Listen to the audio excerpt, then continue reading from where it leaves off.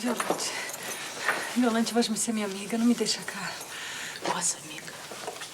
Está muito enganada. Eu fui amiga de uma moça decente que jamais enganaria todo o arraial, se fazendo de morta para viver em pecado com o homem. Não. Nós não estamos em pecado. Nós somos casados. O que dizem? Nós casamos em segredo. É inútil chorar. Essa acusação de bruxaria. Como fez para se passar por morta? Eu consegui uma poção com o médico do Dr. Rael. Foi o que aconteceu. E eu enviei a ela. Violante, eu sei que vais me se me amar. Por favor. Nós dois não pode ficar cá. Uma prisão de homens.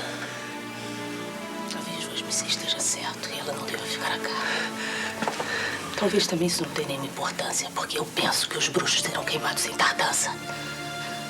O feiticeiro negro, a bebedora de sangue e vós me seis dois. Mas não fizemos feitiço algum. Talvez eu e minha filha possamos entender que se tratou de uma beberagem que leva ao sono. Mas diga isso a todo o arraial. Vós me seis estão perdidos. Vou mandar que venha o padre para que rezem e peçam perdão pelos seus pecados.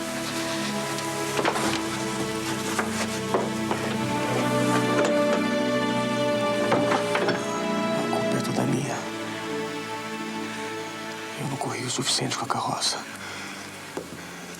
E hesitei quando você sentiu que era hora de partir. Deus sabe como me arrependo.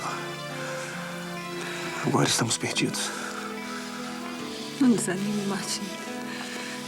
O que importa é que nós estamos vivos. Mesmo que eu morresse agora, eu morreria com o coração pleno.